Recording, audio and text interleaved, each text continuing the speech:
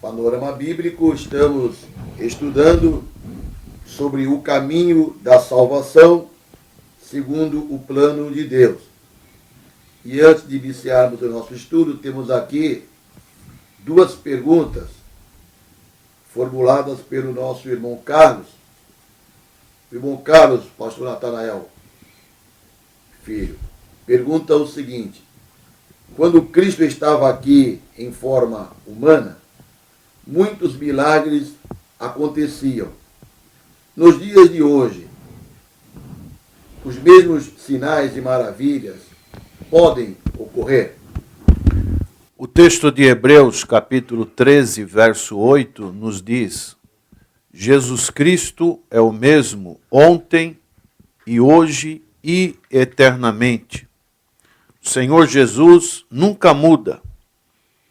Ele, podemos comparar a uma âncora. Ele é uma âncora segura para a nossa fé. Então, os crentes dos nossos dias, não devem se dar por satisfeitos antes de experimentarem a mesma salvação, a comunhão com Deus, o batismo no Espírito Santo e o poder que os crentes do Novo Testamento experimentavam no servir a Deus mediante ao Senhor Jesus Cristo. Então, a mesma experiências que aqueles chamados cristãos primitivos tiveram, nós também temos que buscá-las.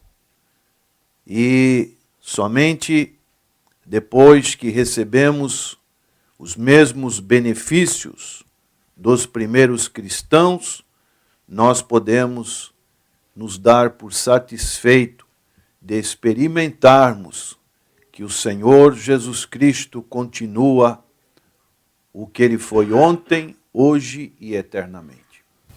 Muito bem. O irmão Carlos também ele faz uma outra pergunta. Deus ainda continua falando conosco como Ele falava no Antigo Testamento? Em Hebreus, capítulo 1, verso 1, podemos dar essa resposta. Havendo Deus antigamente falado muitas vezes e de muitas maneiras aos pais, pelos profetas, a nós falou-nos nestes últimos dias pelo Filho.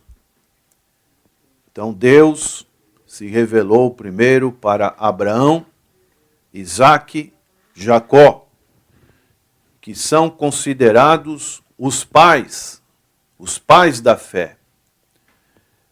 Em sequência, o autor aos Hebreus diz, pelos profetas. Os profetas tiveram da parte de Deus a revelação do Senhor Jesus Cristo como aquele Messias prometido, como foi no caso do profeta Isaías, que apesar de viver numa época muito distante do Senhor Jesus Cristo, ele contemplou o Messias de Israel e do mundo que viria. Então os profetas tiveram a sua ação de falar por intermédio de Deus, especialmente para o povo de Israel, chamados profetas, os 17 profetas, 5 chamados profetas maiores e 12 menores, em momentos para a nação de Israel. E o último profeta que falou foi João Batista, que foi o precursor, o apresentador do Senhor Jesus Cristo. E a palavra nos diz que nesses últimos dias, quem nos fala é o Senhor Jesus Cristo, o Logos de Deus encarnado, de maneiras que podemos admitir o dom da profecia de uma maneira particular, mas das coisas que Deus revelou já está fechado. E quem dá a palavra final é o Senhor Jesus Cristo nessa expressão últimos dias. E dentro deste tema, o caminho da salvação, segundo o plano de Deus, nós vamos iniciar hoje um estudo sobre a salvação nas várias religiões. E vamos, nesta manhã, abordar de maneira específica sobre a salvação através do catolicismo. Então, a primeira pergunta que nós fazemos para o pastor Natanael Rinaldi Filho: qual é a definição da palavra salvação no original hebraico e grego? Sabemos que a Bíblia foi escrita, o Antigo Testamento em hebraico e o Novo Testamento em grego. Então, qual é a definição nas línguas originais da Bíblia da palavra salvação? Nós encontramos no hebraico a palavra natsal. Essa palavra ocorre 212 vezes e essa palavra tem o significado de livrar ou libertar. Um exemplo que podemos dar é o exemplo do povo de Israel quando estava no cativeiro egípcio, quando também estava no cativeiro babilônico. E aparece essa palavra natsal. Uma outra palavra que também encontramos no Antigo Testamento é a palavra Iashá, Y-A-S-H-A. Essa palavra ocorre 354 vezes. E essa palavra, ela aparece inicialmente no livro de Gênesis, no capítulo 3, no verso 15, que também é conhecido como o proto-evangelho, que é aquela parte inicial do evangelho, que diz: e porém inimizade entre ti e a mulher, e entre a tua semente e a sua semente, esta te ferirá a cabeça e tu lhe ferirás o calcanhar. Então aqui, da semente da mulher, viria o Senhor Jesus Cristo, e da semente da serpente viria Satanás e seus seguidores. E Deus estava prometendo que o Senhor nasceria de uma mulher e que ele seria ferido ao ser crucificado. Porém, ele ressuscitaria dentre os mortos para destruir completamente, isto é, ferir Satanás, o pecado e a morte, para salvar a humanidade. Então, essas são as duas palavras que encontramos no Antigo Testamento. E no Novo Testamento encontramos a palavra sozo, na Septuaginta. É uma tradução da palavra Iashá, que é a palavra hebraica, que significa salvar. E uma outra palavra que encontramos no Novo Testamento é soteria, de onde vem a doutrina da salvação, que é conhecida como soteriologia. Isto é, o significado, estudo da salvação. E essa palavra soteria, ela aparece 45 vezes e se refere exclusivamente à salvação espiritual. Podemos dar um exemplo quando o Senhor Jesus esteve na casa de Mateus, em Lucas capítulo 19, e no final, no verso 10, o Senhor diz: que o Filho do Homem veio buscar e salvar. A palavra salvar, no original grego, significa sosai, que é desta palavra sozô. Ele veio buscar e salvar o que se havia perdido. Então aqui temos essas duas definições da palavra salvação, no hebraico e no grego. Segundo o entendimento da Igreja Católica Apostólica Romana, a salvação é alcançada de que forma, pastor Natanael? Esse tema que nós temos abordado, o caminho da salvação segundo o plano de Deus, que temos encontrado as respostas corretas na palavra do Senhor.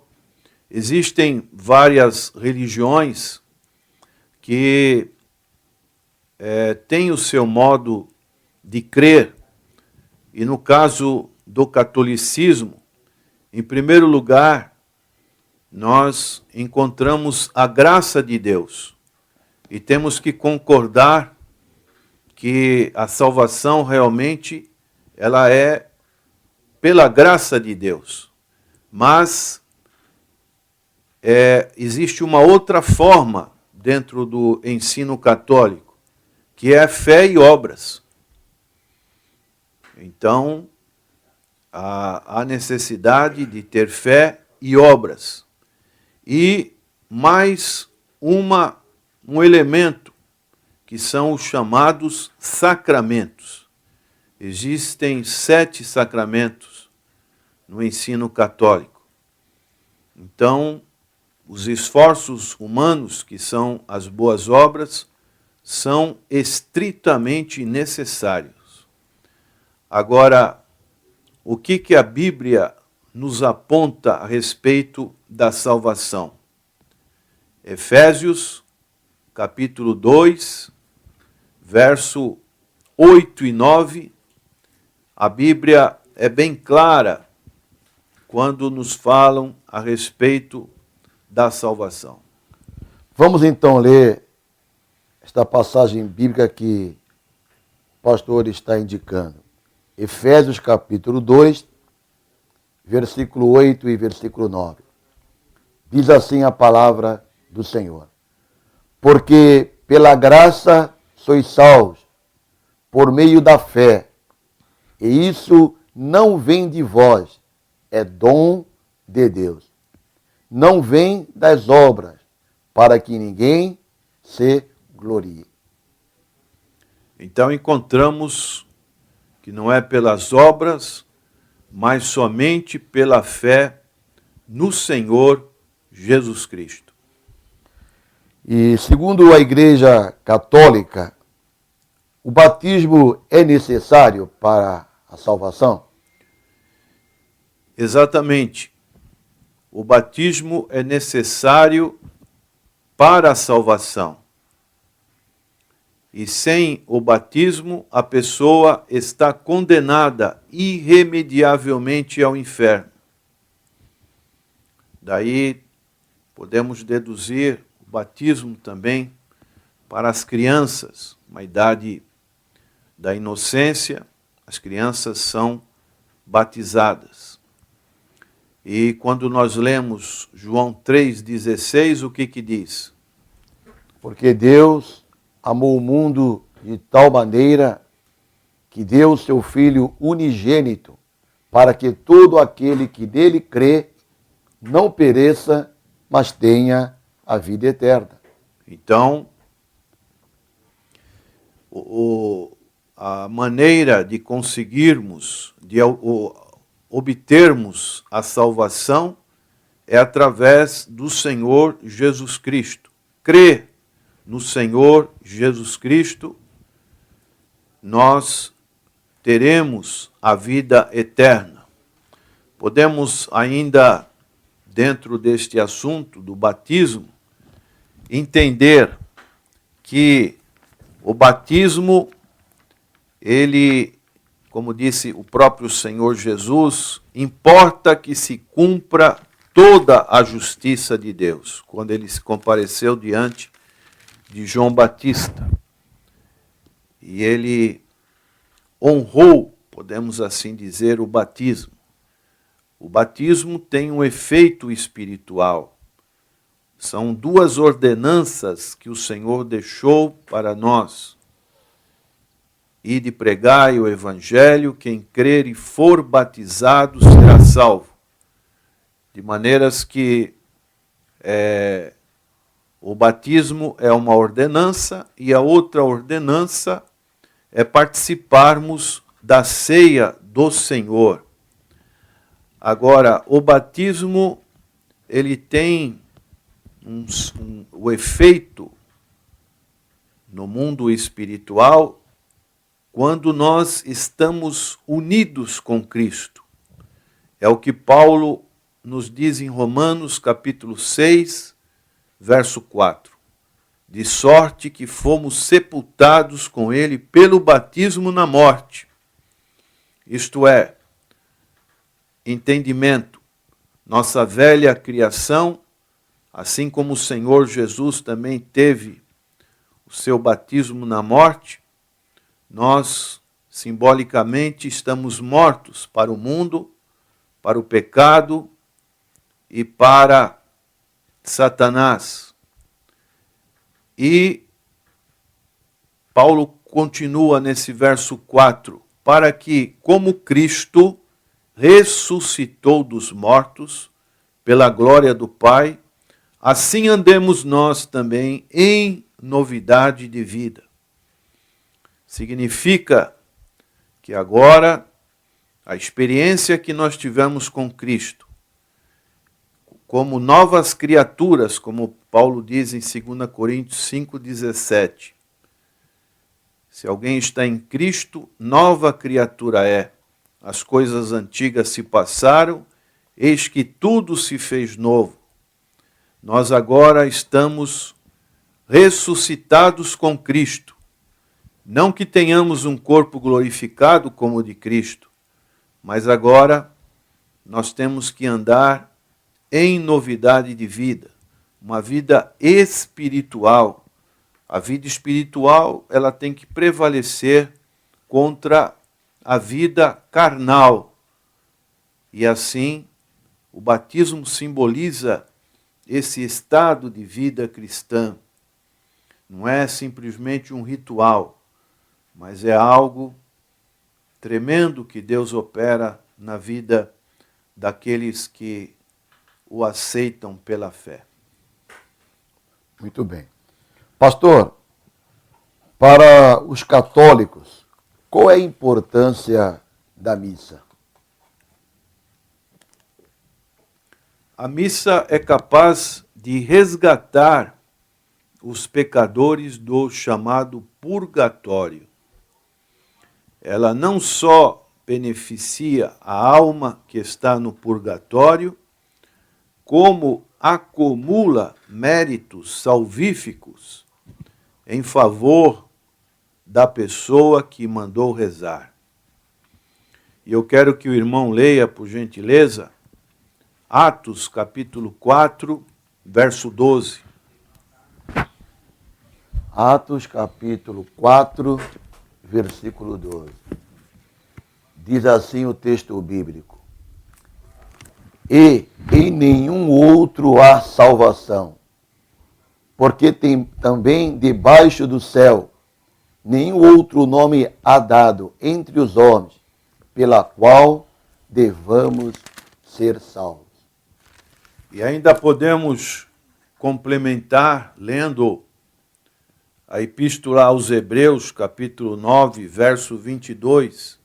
E quase todas as coisas, segundo a lei, se purificam com sangue, e sem derramamento de sangue não há remissão.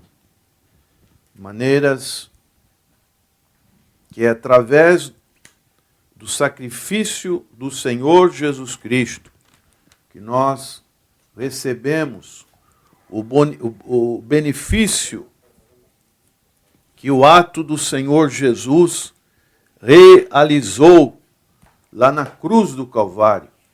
Também aos Hebreus, capítulo 10, verso 10, diz: na qual vontade temos sido santificados pela obração do corpo de Jesus Cristo, feita uma vez. E assim todo sacerdote aparece cada dia, ministrando e oferecendo muitas vezes os mesmos sacrifícios que nunca podem tirar pecados.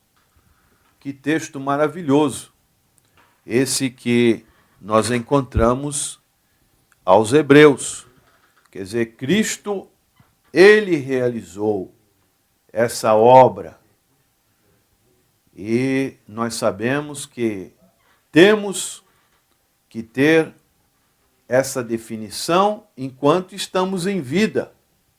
Não é, pastor Miranda? Porque depois que a pessoa morre, Hebreus 9:27 diz: segue-se o juízo. Né? Exatamente. Então, essa questão da salvação, você, prezado ouvinte, tem que fazer isso enquanto você estiver em vida.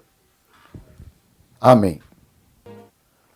Temos aqui uma pergunta do pastor Lorinaldo, e ele está perguntando qual é o elemento que melhor simboliza o sangue de Jesus Cristo quando nós estamos celebrando a ceia. Nós temos o pão, que simboliza o corpo do Senhor Jesus Cristo, conforme Mateus capítulo 26, enquanto comiam o quê? Participavam, juntamente com o Senhor Jesus Cristo, da chamada Páscoa judaica. Jesus tomou o pão e, abençoando-o, o partiu e deu aos discípulos e disse: tomai e comei, isto é o meu corpo. Então o pão simboliza o corpo do Senhor. E tomando o cálice e dando graças, deu-lhe, dizendo: bebei dele todos, porque isto é o meu sangue, o sangue do Novo Testamento, que é derramado por muitos para remissão dos pecados. Então aqui no verso 27 diz: tomando o cálice.